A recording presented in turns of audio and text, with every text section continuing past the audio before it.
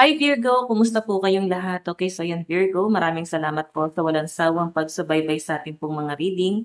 And kung ikaw ay bago pa lang sa ating channel, mag-subscribe na po kayo. Then i-click mo na rin yung ating notification bell para lagi kang updated sa ating mga bagong upload. Then sa mga interesado palagay sa ating private reading, nasa description box below, yung link ng aking Facebook, i-message nyo na lang ako guys, okay?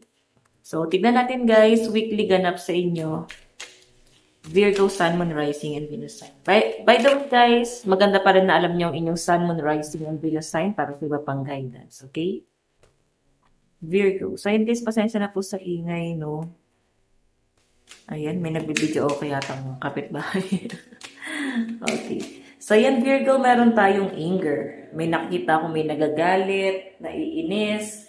This week, parang hindi nyo, guys, kontrolado yung ano nyo, yung galit nyo. Okay? So, siguro meron ditong, alam mo yung feeling na pagod ka siguro sa trabaho, basta may magpapagalit sa inyo. So, may misunderstanding na mangyayari dito. Like, nadala lang guys ng galit or nadala lang guys ng init ng ulo dahil sa pagod. Okay, pagod sa trabaho, tas parang baka binubungangaan pa, nilalabasan pa ng sama ng loob. So, parang walang pinipiling lugar. Ganun yung pinapakita sa akin, Virgo. Okay, kaya parang biglang may galit dito. Tignan pa natin guys, meron tayong trauma. Okay, dala rin guys ng ano nyo, ng depression or anxiety, trauma. Kung bakit din guys, ganito ang inyong reaction, okay? So, pwedeng sa ibang tao, hindi nila guys maintindihan yung pinagdaanan mo. Siguro may iba dito na parang gusto nyo guys na maintindihan talaga kayo sa pinagdaanan nyo. Okay? Yun nga lang, may ibang tao na hindi nauunawaan yon. Tignan natin, guys.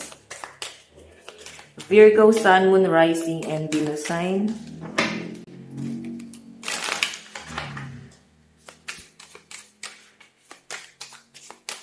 Meron tayong reflection. So, eto guys, may nagpapatrigger sa'yo. So, ang nakikita ko kasi guys, pwedeng depressed or matindi yung stress na pinagdadaanan mo. So, merong nangyari dito or mangyayari this week na parang magpaparealize sa'yo or magpapaalala sa'yo ng mga masasakit na nangyari sa isa past. Pwede yung mismong taong nanakit sa'yo kung sa love life mo to. So, sabi ko sa inyo guys, kung totally healed ka na, mas piliin mo na lang mahalin yung sarili mo, no?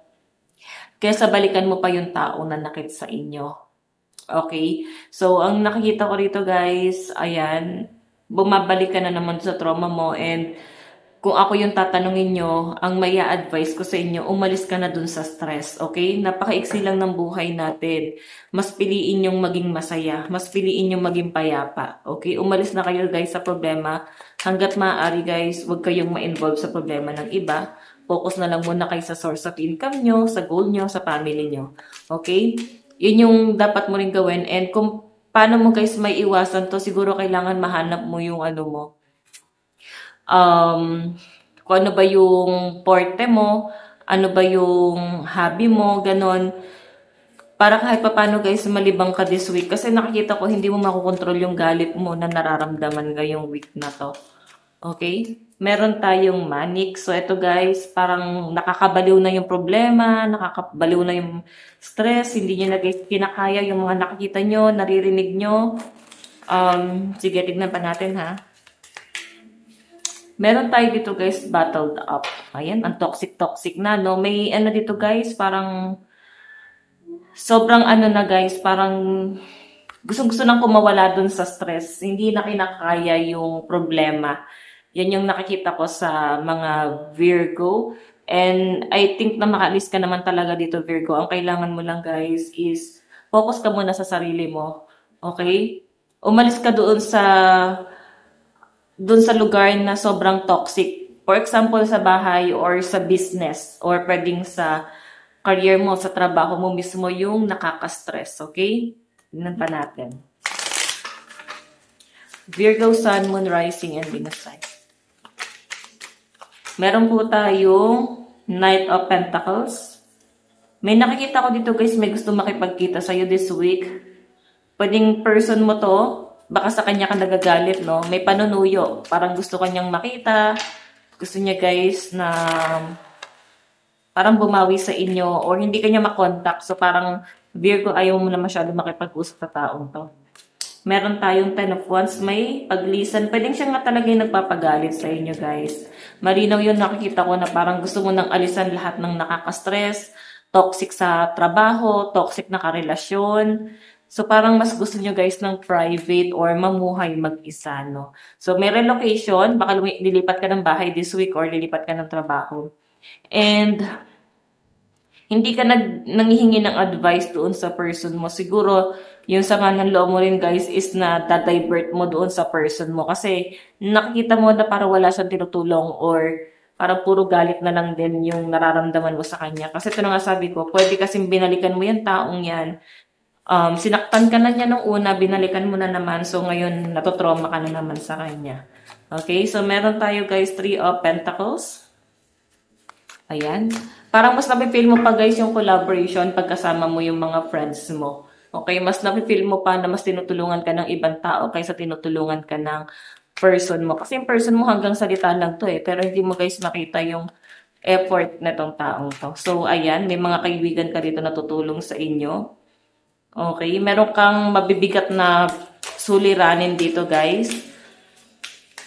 Pero ang sinasabi dito guys, think positive lang. Kahit meron kang mabibigat na problema this week, sa nakikita ko, mas piliin mo pa rin kalmado, no? Para mas makapag-isip ka ano yung magiging solusyon mo doon sa mga problema mo.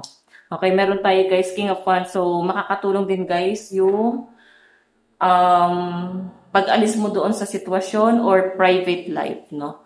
I think wag ka muna masyadong broad ngayon, no? This week, parang mas maganda na maging privado ka muna. Okay, so tignan natin guys ang inyong advice. Meron tayong facing my shadow, facing my shadow removes darkness from the world. So ito na nga guys, sabi ko sa inyo, harapin mo yung problema and syempre, kung hindi mo na talaga masusolusyonan, nalisan mo. Pero parang tugma yung sinasabi niya dito, no? Facing my shadow removes darkness from the world. Diba? Tugma dun sa nangyayari. And sabi dito, it is safe for you to shine. So, sa nakikita ko dito, Virgo, yung problema mismo, choice mo na umalis doon. Okay? Meron kang option. Hindi mo lang siya, guys, maiwasan kasi pwedeng merong dahilan kung bakit hindi ka makaalis doon sa problema. Pero meron ka, guys, ditong option, no? And this week, piling ko magkakaroon ka ng matinding realization para iwan na to. Okay, itong mga mabibigat na suliranin mo na to. And mas pipiliin mo, ito yung overall energy mo, mas pipiliin mo pag-isa muna. Ayaw mo na ng ingay, gusto mo na makapag-isip-isip. Okay? So, yan Virgo, ito lang pong inyong reading. Maraming salamat. God bless and love you all. Bye-bye po.